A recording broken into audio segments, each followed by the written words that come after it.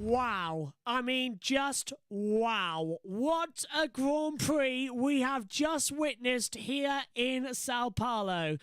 Good evening, everybody. Welcome. We've just finished on air for the main programme here on YouTube. Now we're straight into it for the review show as well, the Grand Prix review.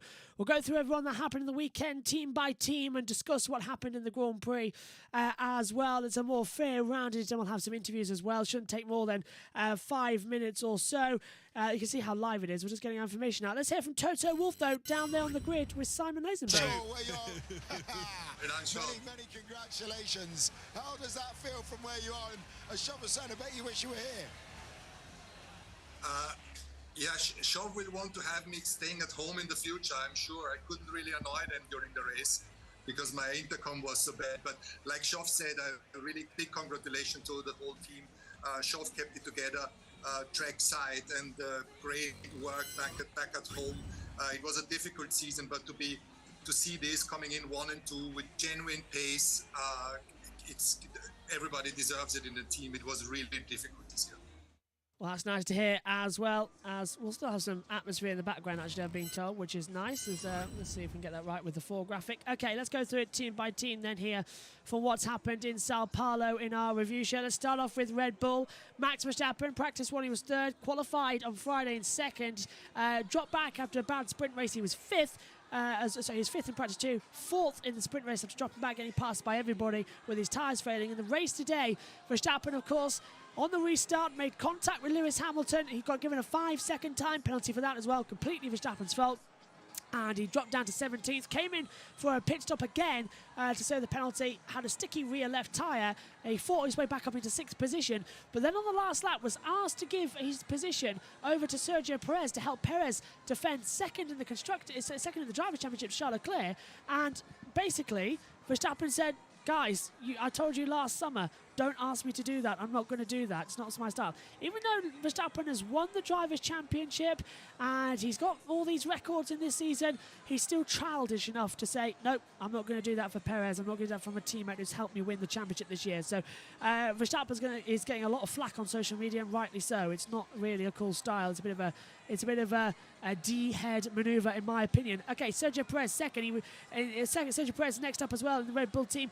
Fastest in practice 1, qualified on Friday in 9th for the sprint. Practice 2 was 2nd, sprint race he was 5th, and then in the main race as well, finished down in 7th position. Perez was actually running 2nd for most of the Grand Prix, pitted under the last safety car, dropped back in the field, and ended up P7 as well. Mercedes, and I think we should swap the orders a little bit as well and start with George Russell. Race winner here today, George Russell, absolutely fantastic.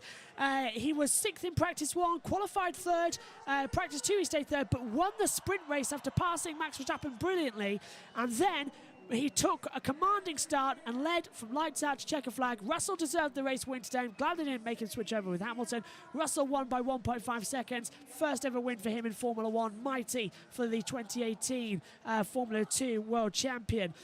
Going forward then as well, Russell's first ever win. Brilliant. Brought a tear to everyone's eye up in the commentary box. Lewis Hamilton finished 2nd today, 5th in practice 1, 8th in qualifying, 6th in practice 2, 3rd in the sprint. You can see that the stats do show that it wasn't until the sprint race that Mercedes actually got a handle on this weekend. Their race pace was better than their qualifying pace, and today certainly showed it. 2nd for Hamilton in this race as well, absolutely fantastic. Further down then, Ferrari, Charles Leclerc got punted off on the restart as well after the safety car by Lando Norris into the wall as well at Ferradura. Only damaged the front wing, luckily, able to come in pit lane.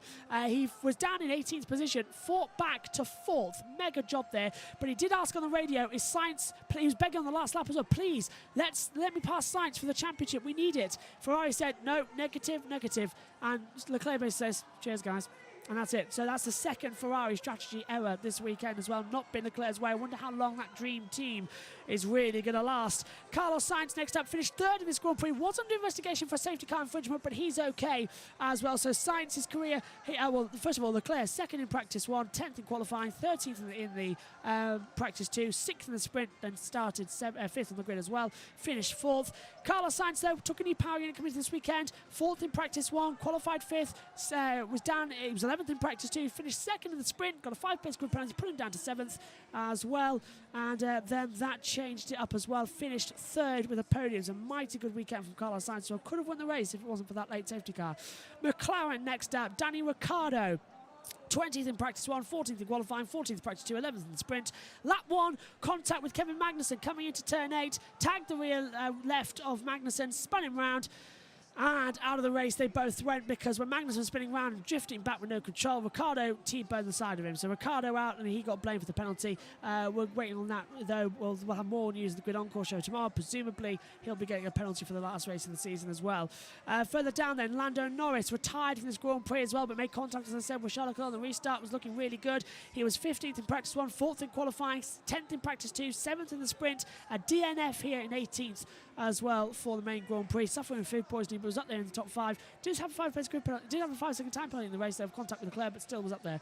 It seems like every team's had drama this weekend.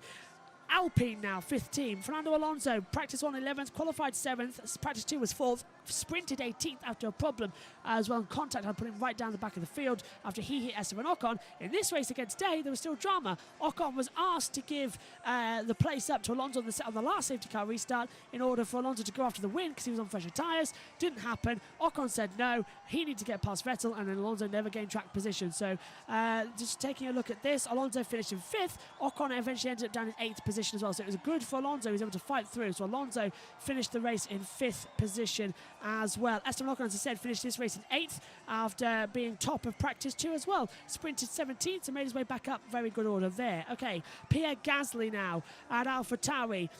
In practice 1 he was 10th, qualified 12th, practice 2 was 7th, sprinted in 10th, and the race result here today for Gasly finished down in 14th. The late safety car on old tyres as well didn't really benefit him, and he was lapped as well, so had to get unlapped. Yuki Tsunoda has caused some problems online. The FIA stewards seem to forget about him, considering Gasly also got a 5-second time penalty post-race for speeding in the pit lane. So that's for Gasly. Tsunoda, practice 1, 19th, qualified 19th, practice 2 was 12th, sprinted to 15th, Tsunoda 17th, but should have been higher, could have been higher, if it wasn't the fact that the stewards forgot about him on the safety car restart. He tried to unlap himself, got told to stop, and had to give all the places back on the start-finish line when we went green again. So the stewards not happy with that one, and Tsunoda and AlphaTauri not happy with the stewards either. Now, Sebastian Vettel had one of another great races, just like we saw in United States Grand Prix as well. Great race for him. Weekend, practice 1, 7th, qualified 13th, practice 2, 18th, sprinted to 9th, and Vettel finished this race in 11th behind Stroll. So Stroll picking up points, Vettel not. That brings me on to Stroll as well. After they made contact in the sprint race yesterday, it was Stroll who finished in 10th with points. Practice 1, 14th, qualified 15th, practice 2, 17th, sprinted 16th, finishes in 10th. Big improvement there for Lance Stroll. Alexander Albon as well. Practice 1 was 11th, qualified 11th, didn't take part in practice 2. That car was given to Logan Sargent. Sprinted in 20th after contact and put him out of the race as well at turn 1. Caught back up to 15th place as well. Still ahead of Latifi though. Latifi 17th in practice 1, 16th in qualifying, 16th in practice 2, and 19th in the sprint race. But in the main race, Latifi goes up into 16th place as well. Quickly going on then, Yuki Tsunoda. I think who's next up as well on my board? I've lost my position here. Valtteri Bottas. Bottas, another strong weekend, another points, 9th. He was 9th in practice 1, 18th in qualifying, 15th as well. Who's returned the engines down from the side. He was 15th in practice 2, 14th in the sprint, came back. Bottas then went up into 9th. Great race for him. Zhou Guanyu finished 12th, 18th in practice 1, 17th for qualifying, 19th practice 2, 13th for the sprint. So it's actually around about an okay weekend for Zhou, down in 12th. Mick Schumacher finished the race in 13th position after practice 1 was 8th, qualified 20th. Practice 2 was in practice 2 was 8th, sprinted from 20th on the grid to 12th, and in the main race as well, after starting 12th, finished 13th. So he lost a net 1 position. And as I said, Kevin Magnussen, after taking a brilliant pole position as well in Friday qualifying and sprinting to 8th, starting on the grid 8th, got taken out by Danny Ricciardo, finished 19th as well. Fastest lap went to George Russell as well. 113 was his fastest lap time as well. Well, there's all the runners and riders. Take another look quickly at the race results in full. It's George Russell who wins the Sao Paulo Grand Prix, his first ever Grand Prix win. Lewis Hamilton is 2nd, Carlos Sainz 3rd, Charles Leclerc 4th, Fernando Alonso 5th, Max Verstappen 6th, Sergio Perez 7th, Esteban Ocon 8th, Valtteri Bottas 9th, and Lance Stroll rounding out the points in 10th. Sebastian Vettel is 11th, Zhou Guanyu 12th, Mick Schumacher 13th, Pierre Gasly's 14th, Alexander Albon 15th, Nicolas Latifi 16th, Yuki Tsunoda 17th, and out of the race, Lando Norris, Kevin Magnussen, and Daniel Ricciardo.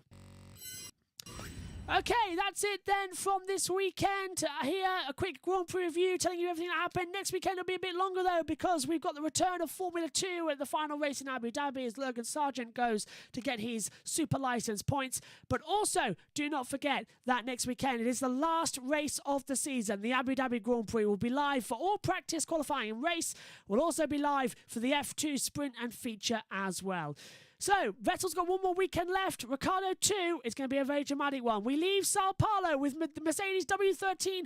Actually, not a curse for them. They've won here with a 1-2 in Sao Paulo. A fantastic Grand Prix weekend. We thank you all for watching. Join us then for the last rodeo in Abu Dhabi in 7 days' time. Good night to you all. Well done, George Russell.